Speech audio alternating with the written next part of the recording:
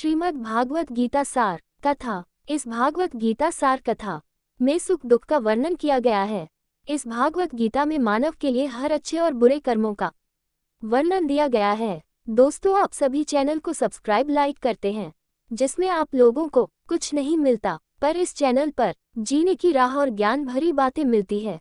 तो आपसे निवेदन है कि हमारे चैनल को आप सब सपोर्ट करें और हौसला दें कि हम आप लोगों के लिए अच्छा ज्ञान, अच्छी बातें और अच्छे राह पर चलने के लिए अच्छा ज्ञान आप सबके लिए पहुंचाता रहूं। नमस्कार मित्रों, आप सबका हमारे चैनल पर स्वागत है। दोस्तों, इस चैनल पर सारे वेदों का ज्ञान मिलेगा।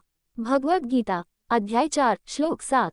यदा यदा हि धर्मस्य ग्लानिर्भवति भारत अभ्युत्थानमधर्मस्य तदात्मान सृजाम्यहम्। यदा यदा हि धर्मस्य ग्लानिर्भवति भारतभ्युत्थान अधर्मस्य तदात्मान सृजाम्यहम्। यदा यदा जब भी, नमस्ते अवश्य, धर्मस्य धर्म का, ग्लानि पतन भवति है भरत अर्जुन भारत के वंशज, अभ्युत्थानम वृद्धि अधर्मस्य अधर्म का, तदा उस समय आत्मानं स्वयं सृजामि प्रकट अहम मैं।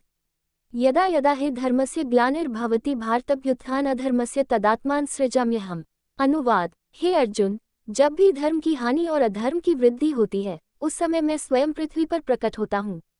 धर्म वास्तव में निर्धारित कार्य है जो हमारे आध्यात्मिक विकास और प्रगति के लिए अनुकूल है। इसका विपरीत अधर्म है। जब अधर्म प्रबल होता है तो संसार के निर्माता और प्रशासक धर्म का अवतरण और पुनर्स्थापना करके हस्तक्षेप करते हैं।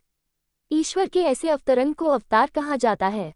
अवतार शब्द को संस्कृत से अंग्रेजी में अपनाया गया है और आमतौर पर मीडिया स्क्रीन पर लोगों की छवियों के लिए इसका उपयोग किया जाता है।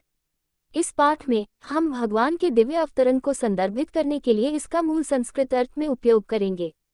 श्रीमद्भागवत में ऐसे 24 अवतरण सूचीबद्ध हैं।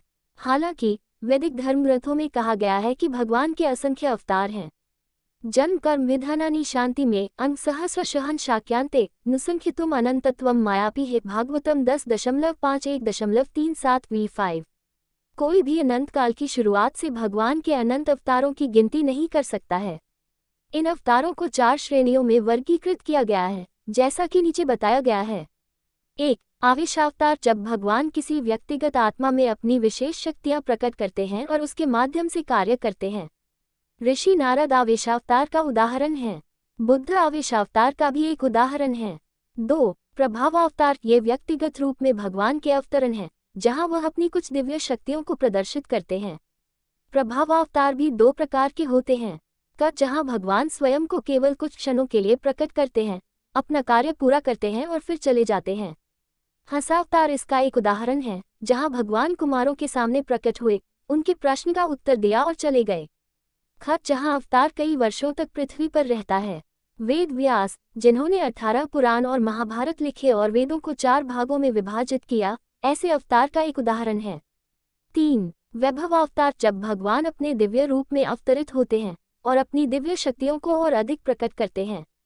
मत्स्यावतार, कूर्मावतार, वराहावतार, ये सभी वैभवावतार के उदाहरण हैं। 4. परावस्थावतार, जब भगवान अपनी सभी दिव्य शक्तियों को अपने व्यक्तिगत दिव्य रूप में प्रकट करते हैं। श्री कृष्ण, श्री राम और नरसिंहावतार सभी परावस्थावतार हैं।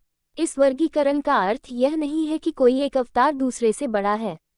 वेद व्यास, जो स्वयं एक अवतार हैं, स्पष्ट रूप से कहते हैं, सवे पूर्णा शाश्वतश्च देहस्तस्य परमात्मनः पद्म पुराण v6। भगवान के सभी वंशज सभी दिव्य शक्तियों से परिपूर्ण हैं, वे सभी परिपूर्ण और संपूर्ण हैं। इसलिए हमें एक अवतार को बड़ा और दूसरे को छोटा मानकर अंतर नहीं करना चाहिए।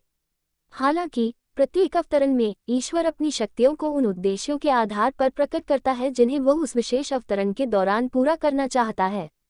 शेष शक्तियां अवतार के भीतर गुप्त रूप से निवास करती हैं, इसलिए उपरोक्त वर्गीकरण बनाए गए थे। भगवद गीता अध्याय 4 श्लोक 8। परित्राणाय साधूना विनाशाय च दुष्कृतां धर्म संस्थापनार्थाय संभावनामि युगे युगे। परित्राणाय साधूनां विनाशाय च दुष्कृतां धर्म संस्थापनार्थाय संभवामि युगे युगे। परित्राणाय रक्षा करना, साधूनां धर्मात्मा, विनाशाय नष्ट करना, च तथा दुष्कृतां दुष्ट धर्म शाश्वत धर्म, संस्थापन अर्थाय पुनः स्थापित करना, संभवामि मैं प्रकट होता हूँ, युगे युगे युगे युगे। परित्राणाय साधूनां विनाशाय च दुष्कृतं धर्म संस्थापनार्थाय संभवामि युगे युगे। अनुवाद: धर्मियों की रक्षा करने, दुष्टों का विनाश करने और धर्म के सिद्धांतों को फिर से स्थापित करने के लिए मैं युग युग में इस पृथ्वी पर प्रकट होता हूँ।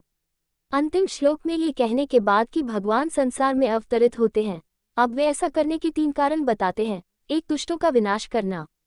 2. धर्मात्माओं की रक्षा करना। 3. धर्म की स्थापना करना। हालांकि अगर हम इन 3 बिंदुओं का बारीकी से अध्ययन करें तो तीनों में से कोई भी कारण बहुत ठोस नहीं लगता। धर्मात्मा की रक्षा करना। भगवान अपने भक्तों के हृदय में विराजमान हैं और सदैव उनकी भीतर से रक्षा करते हैं। इस कार्य के लिए अवतार लेने की कोई आवश्यकता नहीं है। दुष्टों का नाश करने के लिए ईश्वर सर्वशक्तिमान है और केवल इच्छा मात्र से ही दुष्टों का वध कर सकता है। इसे पूरा करने के लिए उन्हें अवतार क्यों लेना होगा? धर्म की स्थापना करना। वेदों में धर्म का शाश्वत वर्णन है। भगवान इसे संत के माध्यम से पुनः स्थापित कर सकते हैं। इसे पूरा करने के लिए उसे स्वयं अपने व्यक्तिगत रूप में उतरने की आवश्यकता नहीं है। तो फिर हम इस श्लोक में बताए गए कारणों को कैसे समझें? श्री कृष्ण जो कह रहे हैं, आइए उसके अर्थ को समझने के लिए थोड़ा और गहराई में जाएं। आत्मा का सबसे बड़ा धर्म ईश्वर की भक्ति है। भगवान अवतार लेकर इसे ही मजबूत करते हैं। जब भगवान संसार में अवतरित होते हैं तो वे अपने दिव्य रूपों, नामों, गुणों, लीलाओं, निवासों और सहयोगियों को प्रकट करते हैं। इससे जीवात्माओं को भक्ति का सहज आधार प्राप्त होता है। चूंकि मन को ध्यान केंद्रित करने और उससे जुड़ने के लिए एक आकार की आवश्यकता होती है, इसलिए ईश्वर के निराकार पहलू की पूजा करना बहुत कठिन है। दूसरी ओर ईश्वर के व्यक्तिगत स्वरूप की भक्ति लोगों के लिए समझने में आसान, करने में सरल और इसमें शामिल होने में मधुर है। इस प्रकार 5000 साल पहले भगवान कृष्ण के अवतरण के बाद से अरबों आत्माओं ने उनकी दिव्य लीलाओं को अपनी भक्ति का आधार बनाया है और अपने मन को सहजता और आनंद से शुद्ध किया है। इसी प्रकार रामायण ने असंख्य शताब्दियों तक आत्माओं को भक्ति का लोकप्रिय आधार प्रदान किया है। जब टीवी शो रामायण पहली बार रविवार की सुबह भारतीय राष्ट्रीय टेलीविजन पर प्रसारित होना शुरू हुआ तो भारत की सभी सड़कें खाली हो गईं। भगवान राम की लीलाओं ने लोगों को इतना आकर्षित किया कि वे स्क्रीन पर लीलाओं को देखने के लिए अपने टेलीविजन सेट से चिपके रहते थे। इससे पता चलता है कि कैसे भगवान राम के अवतरण ने इतिहास में करोड़ों आत्माओं को भक्ति का आधार प्रदान किया। रामायण कहती है, राम एक तपस्या त्यातारी, नाम कोटिखला कुमति सुधारी V7। अपने अवतरण काल में भगवान राम ने केवल एक अहिल्या, ऋषि गौतम की पत्नी, जिसे भगवान राम ने पत्थर के शरीर से मुक्त किया था, की मदद की थी। हालांकि तब से दिव्य नाम राम का जप करके अरबों पतित आत्माओं ने खुद को ऊपर उठाया है। तो इस श्लोक की गहरी समझ यह है, धर्म की स्थापना के लिए भगवान आत्माओं को अपने नाम, रूप, लीला, गुण, निवास और साथी प्रदान करके भक्ति की धर्म की स्थापना करने के लिए अवतरित होते हैं, जिनकी मदद से वे भक्ति में संलग्न हो सकते हैं और अपने मन को शुद्ध कर सकते हैं। दुष्टों को मारने के लिए भगवान के साथ साथ उनकी दिव्य लीलाओं को सुविधाजनक बनाने में मदद करने के लिए कुछ मुक्त संत अवतरित होते हैं और दुष्ट होने का नाटक करते हैं। उदाहरण के लिए रावण और कुंभकर्ण जया और विजया थे, जो भगवान के दिव्य निवास से अवतरित हुए थे। उन्होंने राक्षस होने का नाटक किया और राम का विरोध और युद्ध किया। चूंकि वे दैवीय व्यक्तित्व थे, इसलिए उन्हें कोई और नहीं मार सकता था। इसलिए भगवान ने अपनी लीला के तहत ऐसे राक्षसों का वध किया और उन्हें मारकर उसने उन्हें अपने दिव्य निवास में भेज दिया, क्योंकि वे सबसे पहले वहीं से आए थे। धर्मियों की रक्षा के लिए कई आत्माएं अपनी साधना में इतनी उन्नत हो गई थी कि वे भगवान से आमने सामने मिलने के योग्य हो गईं। जब श्री कृष्ण दुनिया में अवतरित हुए तो इन योग्य आत्माओं को भगवान की दिव्य लीलाओं में भाग लेने का पहला अवसर मिला। उदाहरण के लिए कुछ गोपियां वृंदावन की चरवाहे महिलाएं, जहां श्री कृष्ण ने अपनी लीलाएं प्रकट की थीं, मुक्त आत्माएं थीं जो श्री कृष्ण की लीलाओं में सहायता करने के लिए दिव्य निवास से अवतरित हुई थीं। अन्य गोपियां भौतिक रूप से बंधी हुई आत्माएं थीं, जिन्हें भगवान से मिलने और उनकी सेवा करने और उनकी लीलाओं में भाग लेने का पहला मौका मिला।